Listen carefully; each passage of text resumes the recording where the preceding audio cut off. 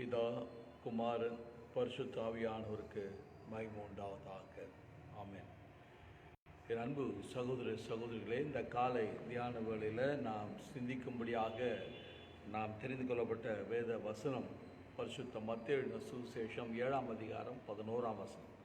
மத்தேயு 7ஆம் அதிகாரம் 11ஆம் வசனம். ஆகையால் பொல்லாதவர்களாகிய நீங்கள் உங்கள் பிள்ளைகளுக்கு நல்ல ஈவுகளை கொடுக்க அறிந்திருக்கும் போது பரலோகத்தில் இருக்கிற உங்கள் பிதா தமிழத்தில் வேண்டிக் கொள்கிறவர்களுக்கு நன்மையானவர்களை கொடுப்பது அதிக நிச்சயம் அல்லவா? ஜெபம் செய்வோம். எங்களை நேசிக்கிறதான அன்பின் தகப்பனே, பரமபிதாவே,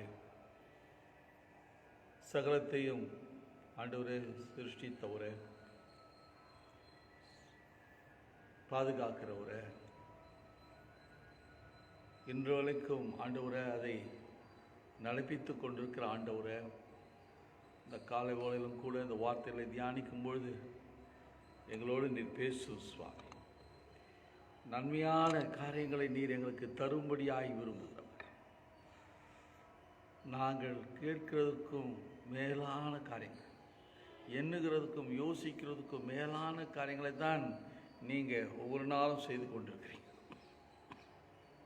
இந்த காலை வேளையிலும் கூட எங்களோடு பேசும் வார்த்தைகளை புரிந்து அதன்படி நடக்க எங்களுக்கு உதவி செய்வீராக.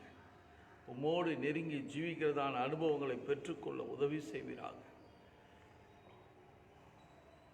யாரிடத்துல போய் கேட்பது என்று சொல்லி கலங்கி கொண்டிருக்கிற அன்பு சகோதரனே, சோர்ந்து போகாதே.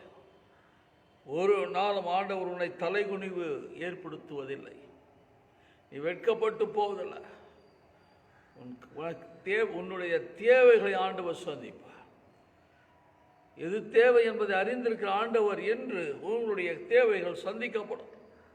நம்பிக்கையோடு, ஐயோ இந்த பேலன்ஸ், இந்த பணம் கட்டவில்லை என்று சொன்னால் எங்கள் வீடு போயிடுமேன்னு சொல்லி கலங்குகிற மகன் சோர்ந்து போகாது.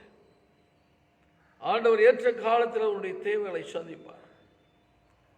ஒரு நாள் நீ நஷ்டமடைவதில்லை. நன்றி இயேசு. நன்றியோடு உம்மை ஸ்தோத்திரிக்கிறேன் கர்த்தாவே, நன்றியோடு உம்மை ஸ்தோத்திரிக்கிறேன். பிரயாணம் பண்ணுகிற ஒவ்வொருவரோடும் தேவ பிரசன்னம் இறங்கி கொண்டிருப்பதற்காக ஸ்தோத்திரம். இந்த வார்த்தைகளை கேட்டுக்கொண்டிருக்கும் போது தேவ பாதுகாப்பை உங்களுடைய பிள்ளைகளுக்கு வைக்கிறதற்காக ஸ்தோத்திரம். நன்றி இயேசு. இப்பொழுதும் வார்த்தைகள் ஜீவனுள்ள வார்த்தைகளை மாறட்டும். வார்த்தைகளை நாங்கள் புரிந்து அறிந்து ஆண்டவரே உம்மை மகிமைப்படுத்துகிறவர்களாய் மாறட்டும். இயேசுவின் நாமத்தில் ஜெபிக்கிறேன் நல்ல பிதாவே, ஆமென்.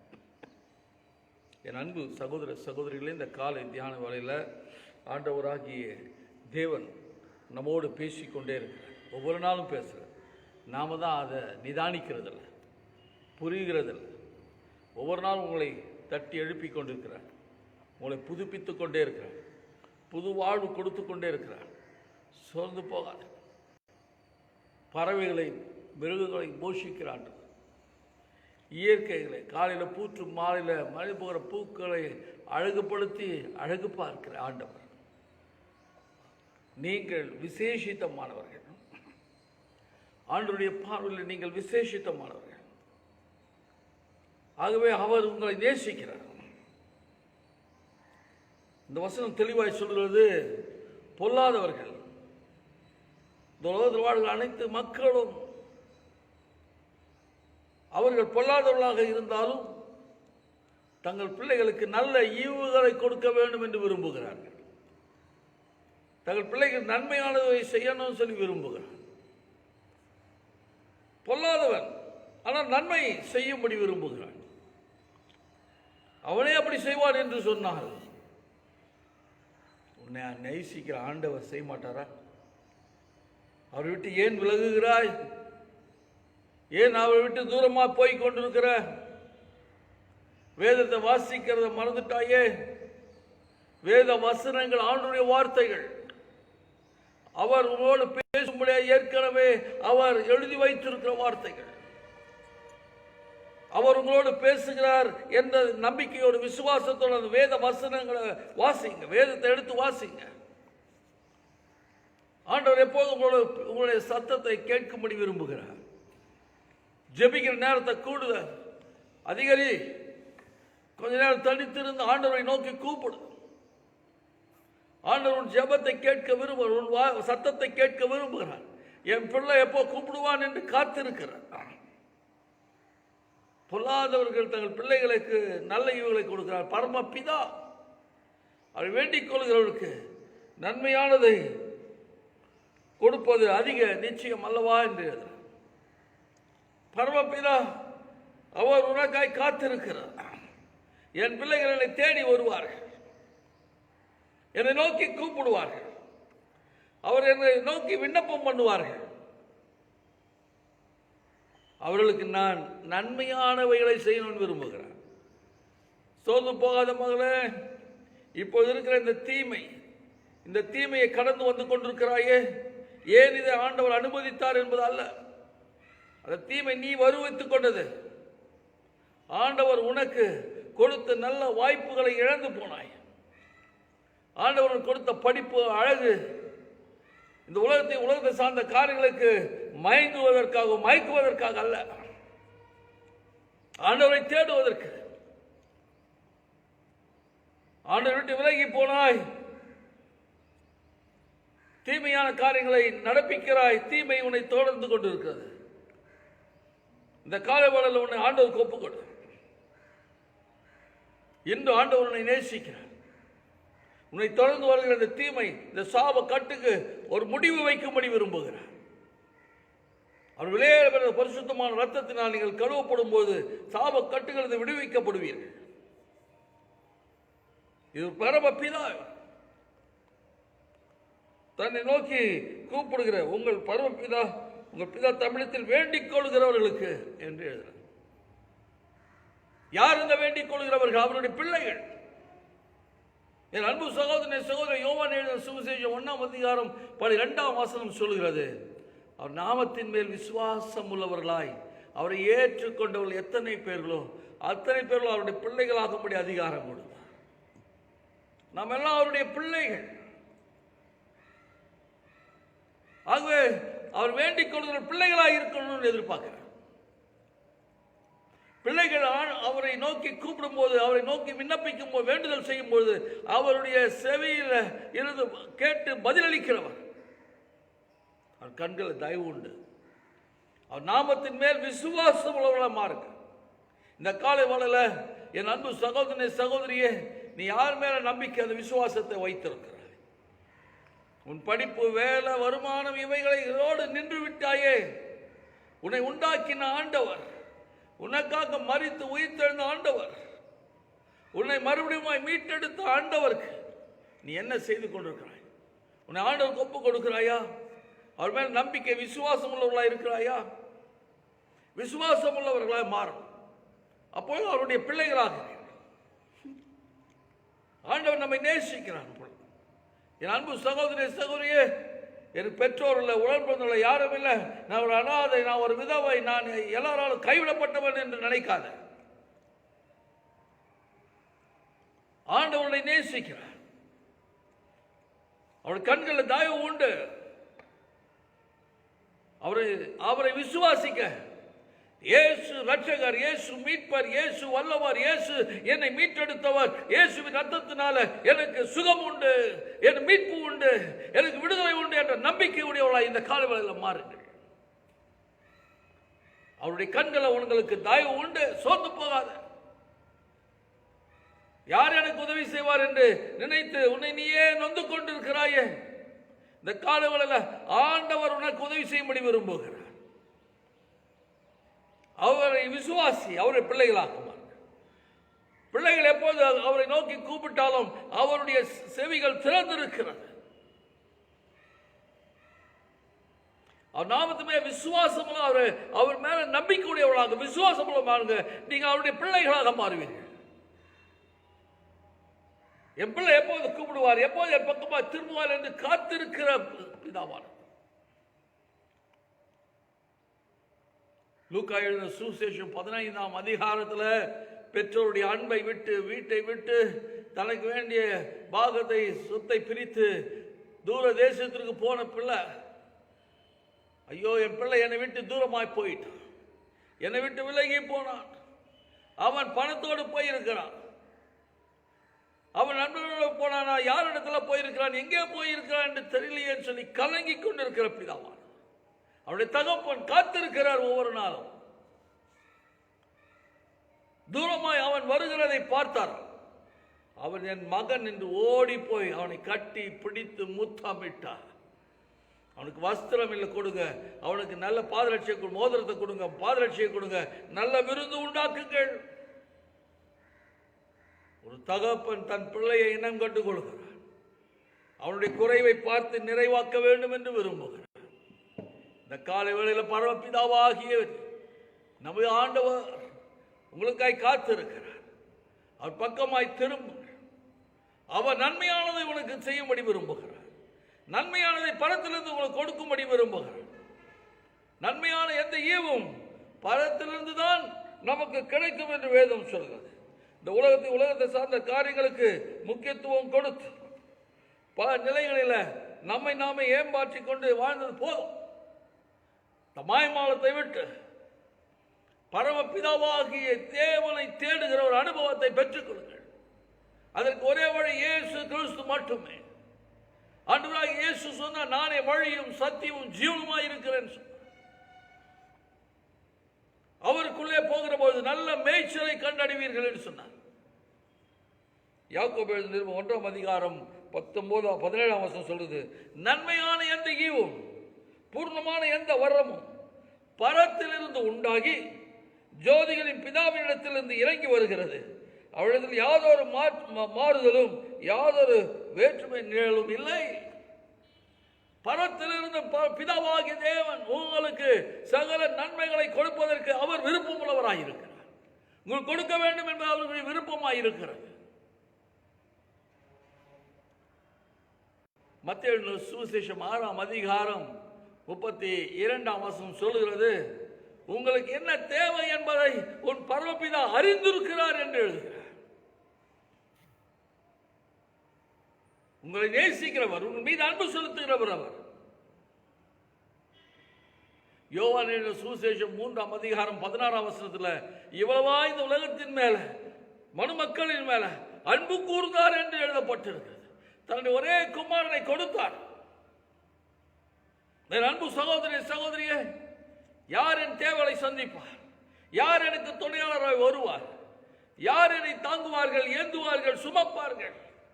யார் என்னை கண்ணீரை துடைப்பார்? யார் என்னை தேற்றுவார் என்று கலங்கிக் கொண்டிருக்கிற காலை வேளையில் என் அன்பு சகோதரியே, இவைகள் எல்லாம் உங்களுக்கு தேவை என்பதை உன் பரமபிதா அறிந்து உங்களுக்கு கொடுக்கும்படி விரும்புகிறார். அவரை நோக்கி கூப்பிடு.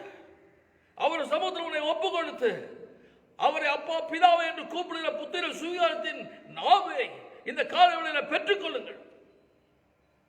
ரோமர் நிறுவம் 8ஆம் அதிகாரத்தில் தெளிவாய் ஆண்டவர் இந்த வார்த்தைகளை நமக்காக பதிவு பண்ணியிருக்கார். ரோமர் நிறுவம் 8ஆம் அதிகாரத்தில் 15ஆம் வசனம் சொல்லுகிறது, 14, 15, எவர்கள் தேவனுடைய ஆவினால் நடத்தப்படுகிறார்களோ அவர்கள் தேவனுடைய புத்திரராயிருக்கிறார்கள். அந்தபடி திரும்பவும் பயப்படுகிறதுக்கு நீங்கள் அடிமைதனத்தின் ஆவியை பெறாமல் அப்பா பிதாவே என்று கூப்பிடப்படுகிற புத்திர சுவிகாரத்தின் ஆவியை பெற்றிருக்கிறீர்கள். நீங்கள் மறுபடியும் அடிமைதனத்துக்கோ பயத்தில் இருப்பதற்காக அல்ல. இந்த உலகத்தில் அவருடைய நாமம் தரிக்கப்பட்ட பிள்ளைகள் இயேசு என்ற நாமத்தை அறிந்திருக்கிற ஒவ்வொருவரும் பயத்திலோ அடிமைகளோ வியாதியிலோ நெருக்கத்திலோ கலங்கி இருக்க வேண்டிய அவசியம் இல்லை. அதை விட்டு நிறைவாழ்வும் கொடுக்கிற, உன் குறைகளை நிறைவாக்குற பரமபிதா ஒருவர் உண்டு. அவரை நோக்கி கூப்பிடுங்க. அவரிடத்துல போ. அவர் அப்பா பிதாவே என்று கூப்பிடும்படியான புத்திர சுவிகாரத்தின் ஆவி நம்ம வைத்திருக்கிறார். ஏன்? அவர் ஒரே குமாரனை நமக்கு கொடுத்ததினால. ரோமர் நிறுவனம் 8ஆம் அதிகாரம் 34ஆம் வசனத்தில் 32ஆம் வசனம் சொல்லுகிறது. ரோமர் 8:32 அவர் ஒரே குமாரனை உங்களுக்கு நமக்காக தந்து விட்டாரே. இன்று உன் தேவைகளை சந்திக்க மாட்டாரா? உன்னுடைய எதிர்பார்ப்புகளை நிறைவேற்ற மாட்டாரா? உன் வேண்டுதலுக்கு பதில் அளிக்க மாட்டாரா? நிச்சயம் செய்வார். அவர் ஒரே குமாரனையே கொடுத்த ஆண்டவர் உன்னுடைய காரியங்களை கொடுப்பதற்கு அவர் வல்லமை உள்ளவராக இருக்கிறார். பொல்லாத மனுஷனே தன் பிள்ளைகளுக்கு செய்ய நன்மையானதை செய்ய விரும்புகிற பொழுது அவன் அவன் அவன் செய்கிற பொழுது பரமபிதாவாகிய உன்னுடைய பரம தகப்பன் உன்னுடைய காரியங்களை நிறைவாக்குவதற்கு, ஒரு வேண்டுதலை நிறைவேற்றுவதற்கு அவர் இன்றைக்கும் ஜீவனுள்ளவராயிருக்கிறார். உங்கள் பக்கத்தில் இருக்கிறார். இதுவரைக்கும் சரியா கேட்கல. யோவான் எழுதின சுவிசேஷம் 16ஆம் அதிகாரம் 24ஆம் வசனம் இதுவரைக்கும் கேட்கல. கேளுங்க, அப்பொழுது உங்கள் சந்தோஷம் நிறைவாகும்படி பெற்றுக்கொள்வீர்கள் என்று சொன்னார். இந்த காலை வேளையில் பெற்றுக்கொள்ள உங்களை ஒப்புக் கொடுப்பீர்களா? ஜெபம் செய்வோம். எங்களை நேசிக்கிறதா அன்பின் தகப்பனே, அப்பத்தை கேட்டால் கல்லை கொடுப்பானோ, மீனை கேட்டால் பாம்பை கொடுப்பானோ? பொல்லாதவர்களாகி நீங்களே நன்மையானவைகளை நல்லவைகளை உங்கள் பிள்ளைகளுக்கு கொடுக்கணும்னு விரும்புகிறீர்களே. பரமபிதா தமிழத்தில் வேண்டிக் கொள்கிற நம்முடைய பிள்ளைகளுக்கு நன்மையானதை கொடுக்க மாட்டாரோ? அவர் கொடுக்க வல்லமை உள்ளவராயிருக்கிறார், அன்புள்ளவராயிருக்கிறார், இரக்கமுள்ளவராயிருக்கிறார். ஆனால் நாங்களோ அவை பெற்றுக்கொள்வதற்கு தகுதியற்றவர்களாக இருக்கிறோம். அவரை விட்டு விலகி இருக்கிறோம். பாவம் எங்களை ஆளுகை செய்கிறது. நன்மை செய்ய வேண்டிய நாங்கள் தீமையை செய்து கொண்டிருக்கிறோம். பாவமும் மீறுதலும் அக்கிரமங்களும் எங்களுக்கும் இந்த பரமபிதாவுக்கும் இடையாக தடையாக இருந்து கொண்டிருக்கிறது. அது உணர்கிறோம் ஆண்டவரே. இந்த வார்த்தையை கேட்டுக்கொண்டு ஒவ்வொருவரையும் உடைய கரங்களை ஒப்புக் கொடுங்க. தொடர்ந்து பேசுவீராக. தன்னுடைய பாவங்கள் மீறுதல்களை அறிக்கை செய்கிற ஒரு அனுபவத்தை இந்த காலவெளியில் உடைய பிள்ளைகளுக்கு தர வேண்டும் என்று சொல்லி செபிக்கிறேன். பாவ மன்னிப்பின் நிச்சயத்தை பெற்றுக் கொள்கிற அனுபவத்தை இந்த காலவெளியில் தந்துரும்படியா செபிக்கிறேன். எங்கள் நம்பிக்கை விசுவாசம் ஆண்டவராகிய இயேசு கிறிஸ்து மேல வைத்து உம்முடைய பிள்ளைகளாக புத்திர சுவிகாரத்தின் வல்லமை ஆவியும் பெற்றுக்கொள்ளும்படியான ஒரு வழிநடத்துதலை இந்த காலங்களில் உங்கள் பிள்ளைகள் பெற்றுக்கொள்ள வேண்டும் என்று செபிக்கிறேன். உம்முடைய கரங்களை ஒப்புக் கொடுக்கிற சுவாமி, இந்த வார்த்தையை கேட்டுக்கொண்டிருக்கிற ஒவ்வொருவரோடும் தொடர்ந்து பேசுவீராக. ஒரு விசுவாசத்தை உறுதிப்படுத்துவீராக. நாங்கள் எண்ணுகிறதற்கும் யோசிக்கிறதற்கும் மேலான காரியங்களை எங்கள் பரமபிதா எங்களுக்கு தருவார் என்ற நிச்சயத்தை இந்த காலங்களில் உங்களுடைய பிள்ளைகள் பெற்றுக்கொள்ள வேண்டும் என்று சொல்லி செபிக்கிறேன்.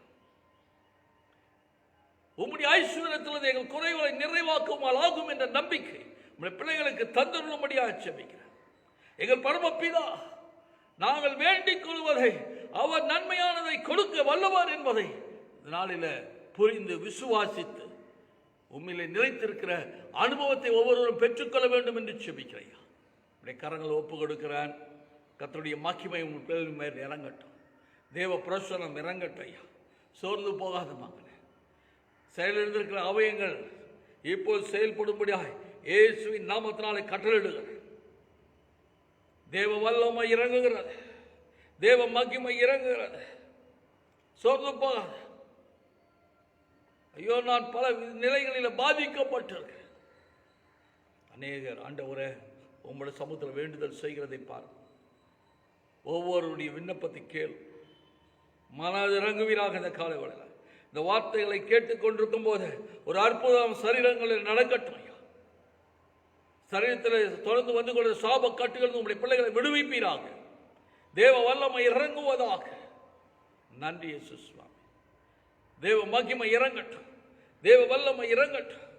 உங்களுடைய பிள்ளைகளை விடுவியும், தப்புவையும், சுகப்படுத்தும் ஆண்டவர். ஒவ்வொருடைய வாழ்வில் விளக்கேற்றுங்க சுவாமி. அவருடைய இருளை வெளிச்சமாக்குங்க. நன்றி இயேசு சுவாமி. நன்றியோடு ஸ்தோத்திரிக்கிறேன். பிறந்த நாள், திருமண நாளை கண்டு உமக்கு நன்றி செலுத்துகிற பிள்ளைகள் ஒவ்வொருவரும் கரங்களை ஒப்பு கொடுக்குறேன். நல்ல படிக்க வசதி தாங்க, ஞானத்தை தாங்க, வேலை செய்ய திராணியம் பலத்தை தாங்க.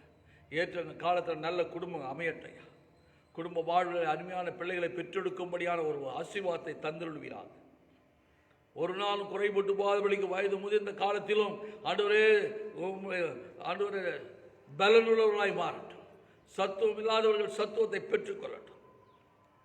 முதிர் வயதிலும் அவர்கள் ஆண்டவரே பசுமையாய் இருக்கும்படி, புஷ்டியாய் இருக்கும்படியாய், மன நிறைவோடு இருக்கும்படியாய் உடைய நாமத்தினால் ஆசீர்வதிக்கிறேன். இந்த நாள் ஒரு ஆசீர்வாதத்தினால மாற்றுங்க. இந்த நாளிலே உடைய பிள்ளைகளுடைய காரியங்கள் ஜெயமாக வரட்டும். அவருடைய போக்கில் வரது உடைய சமூகம் முன்பும் பின்பாய் செல்லட்டும். ஒன்றும் குறைபட்டு போவதில்லை. நிறைவாடி ஆசீர்வதிப்பீராக. இயேசுவின் நாமத்தினால் ஜெபிக்கிறேன் நல்ல பிதாவே. ஆமென். ஆமென். நமது ஆண்டவராகிய இயேசு கிறிஸ்துவின் கிருபையும் பிதாவாகிய தேவனுடைய அன்பும் பரிசுத்த ஆவியானவருடைய அந்யோன்ய ஐக்கியமும் வழிநடத்தும் நம்மோடு கூட இன்றும் என்றும் சதா நாட்களிலும் இருப்பதாக. ஆமென். ஆமென். God bless you. கர்த்தர் உங்களை ஆசீர்வதிப்பாராக. ஆமென்.